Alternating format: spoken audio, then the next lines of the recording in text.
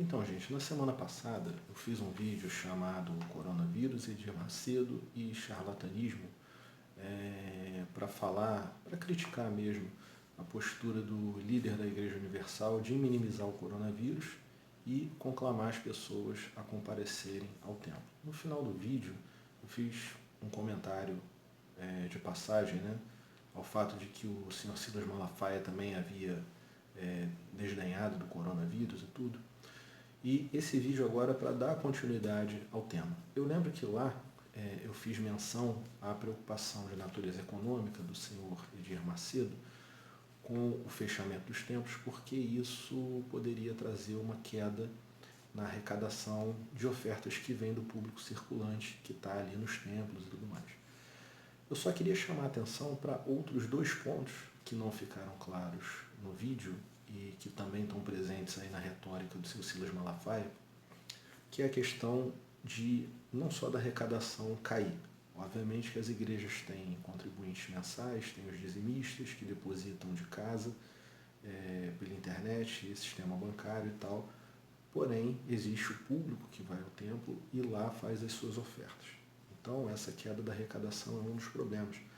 Agora, uma outra coisa que esses líderes também estão tentando lidar é com a possibilidade de surgirem ou do povo redescobrir novas formas de religiosidade ou piedade popular que venha a prescindir da ida ao templo, Essa cultura de você ir ao templo, O coronavírus pode ser que ele traga essa mudança no perfil religioso, no padrão religioso, fazendo com que as pessoas relativizem a ida ao templo. E isso para esses líderes é absolutamente problemático. Eles estão vendo aí ameaçados os seus poderes, sobre o deslocamento, os corpos das pessoas, fazer com que as pessoas se desloquem ao templo. Essa é uma questão de natureza ideológica que não deve ser esquecida e que está para além da questão econômica.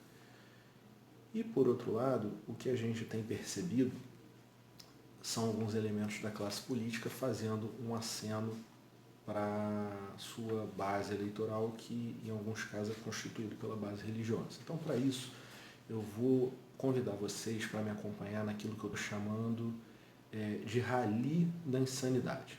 Bom, eu trouxe um recursozinho novo aqui, botei aqui uma televisão atrás para passar algumas matérias de jornal, e isso aqui vai ser muito útil para vocês me acompanharem nesse rally.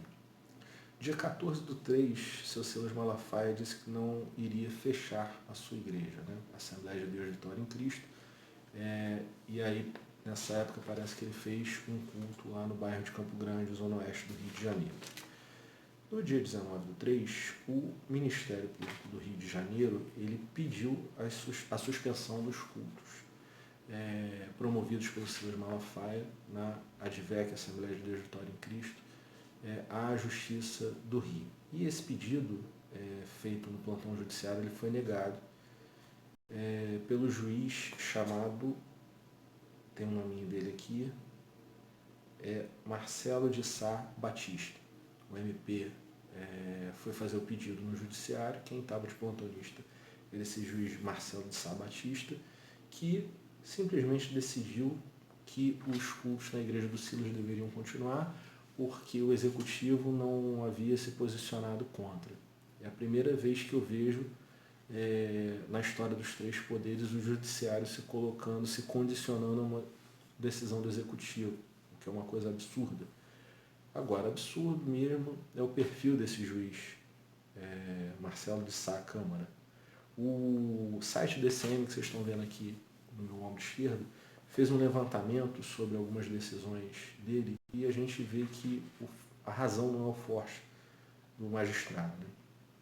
Em primeiro lugar, assim, tem um caso em que o delegado de polícia, ou melhor, a defensoria, junto com a promotoria, pediram a libertação de um preso que teria sido torturado pela milícia na zona oeste do Rio de Janeiro. Esse preso ele tinha costelas fraturadas, estava de faixa do alto a baixo quando compareceu para a audiência, porque tinha sido torturado, colocado sobre o asfalto quente, e o douto magistrado optou por mantê-lo preso. De igual forma, ele deu uma decisão também bastante polêmica quando câmeras de um shopping center no bairro de Campo Grande, na zona oeste do Rio, flagrou uma troca de tiros entre supostos milicianos, identificados ali na câmera, e o juiz Marcelo de Sá, ele negou a prisão desses milicianos. Então, só pelas essas duas decisões, a gente vê que a razoabilidade não é muito forte do juiz, e esse juiz decidiu manter os cultos na igreja do Silas acontecendo em decisão liminar. Pois bem, isso aconteceu em apenas 5 dias, tá, gente? Entre o dia 14 e o dia 19. Voltando um dia para trás, a gente vê aqui que a bancada evangélica ela pediu a reabertura dos templos para enfrentar o que eles chamavam de pandemia maligna. Quem fez esse pedido, se eu não me engano, de plenário, foi o Silas, não o Malafaia, mas o Silas Câmara, deputado do Republicano do Amazonas. Ele divulgou uma nota, na verdade, né, pedindo que os templos fossem abertos, enfim. E aí o que aconteceu? Pouquinho depois, no dia 23/3, aí o Ministério Público do Rio de Janeiro ele foi melhor sucedido e conseguiu que a Justiça fechasse os templos da ADVEC de Silas Malafaia. No dia 26, ou seja, 3 dias depois, o Bolsonaro ele pratica, digamos assim, uma contraofensiva. Ele publica um decreto em que afirma que as igrejas seriam um serviço essencial, incluiu no rol dos serviços essenciais. Né? Incluiu igrejas e lotéricas. A ironia está justamente aí. Né? Só que no dia 27/3, ou seja, um dia depois, o Tribunal Regional Federal, a Vara de Caxias, se eu não me engano, a pedido do Ministério Público Federal, suspendeu um trecho do decreto presidencial que previa atividade religiosa como serviço essencial. Bom, eu estou gravando esse vídeo para vocês no dia 31. A última posição que eu tenho é do dia 30, em que Bolsonaro disse que declararia uma guerra de liminares contra o Ministério Público, em sede de justiça. A princípio, a motivação seria em torno da questão das lotéricas, só que como igrejas e lotéricas estão equiparados como serviços essenciais pelo decreto do presidente Jair Bolsonaro, é possível que as igrejas reabram caso ele tenha sucesso nessa guerra de liminares que ele está prometendo promover. Agora, voltando aqui à questão de Silas Malafaia, a gente não pode menosprezar o poder que ele tem de influência, eu vou falar mais à frente. Não se esqueçam que ele é amigo íntimo de Jair Bolsonaro, celebrou seu casamento com a Michelle, é uma voz que é ouvida pelo presidente, é ouvida de uma certa maneira dentro do governo. Eu diria o seguinte, esses são os frutos que ele está dando e a árvore ela é conhecida pelos frutos que ela dá. O que acontece? O Silas é aquele sujeito que ele é capaz de falar com toda a propriedade do mundo, de extraterrestre a coronavírus. O segundo Boixá também sobre caça às rolinhas, né? Mas o saudoso Boixá era quem dizia isso. Numa das primeiras vezes em que ele foi questionado se fecharia a igreja ou não, ele deu a resposta dizendo que os ônibus estavam circulando cheios de gente. Né? Então daí você consegue fazer um pouco da análise do pensamento dele. Porque quando o ônibus está circulando cheio de trabalhadores, isso ele falava ali antes da quarentena ser determinada com todos os critérios e tudo mais, ele estava se esquecendo que o trabalhador estava saindo de casa coagido pelo contrato de trabalho, pela questão salarial, pela questão material. Então só daí você percebe, né, o tipo de comparação que ele faz. Se o trabalhador sai de casa e pega um ônibus coagido pelo trabalho, é o que? Ele tem que ir para a igreja coagido pelo medo de que alguma praga chegue à sua tenda, né? Conforme eles gostam de citar o Salmo. Por outro lado, os ônibus eles têm um acesso controlado. Foi proposto lá no início da quarentena que pegasse o ônibus apenas quem era o profissional de segurança pública, profissional de saúde, apresentando crachá, contra-cheque. Esse controle não existe em nenhuma das igrejas, né? Que o acesso é irrestrito. Além do que, a atividade é desnecessária. Quando a gente fala de fechar a igreja, é uma traição que a linguagem, é uma peça que a linguagem nos prega, porque o templo, na verdade, aquilo que a gente chama de igreja é o templo, e o templo é o lugar onde a igreja se reúne. A igreja pode se reunir em outros lugares, ela pode se reunir por meios virtuais. Num momento como esse de pandemia, que tem que todo mundo ficar em casa, o ideal é que as pessoas não se desloquem para os templos, que é o local onde a igreja se reúne, né? Agora, a realidade do Covid, ela está trazendo também um desafio para a teologia da prosperidade. A teologia da prosperidade está sendo posta à prova, que é aquela teologia que promete que você vai ser rico, bem-sucedido, vai ser bonito, vai ter saúde, vai ter posse, vai ter bens. E a gente está vendo uma pandemia que está reduzindo a economia a pó e ameaçando a vida das pessoas de uma maneira bastante severa. Como é que esse discurso da teologia da prosperidade se sustenta? Né? Não tem como. Então, isso, de uma certa maneira, gera uma preocupação, gera uma inquietação nessas lideranças sobre como manter viva, acesa a chama do seu discurso de teologia da prosperidade, que é radicalmente anticientífico. Eu não digo só anticientífico em relação ao coronavírus.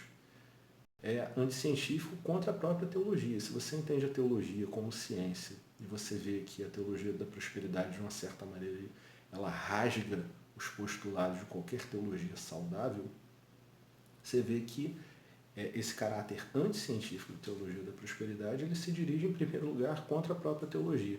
E agora a gente está vendo esse caráter anticientífico da teologia da prosperidade voltando seus canhões, sua bateria, sua artilharia contra a ciência, que está saindo muito fortalecida. O papel dos cientistas tem sido valorizado, tem tido voz na mídia, então isso também gera um certo desconforto. De todo modo, a gente também tem uma disputa entre o poder político do Silas Malafaia, é inegável que ele tem, que é um poder de influência que ele exerce.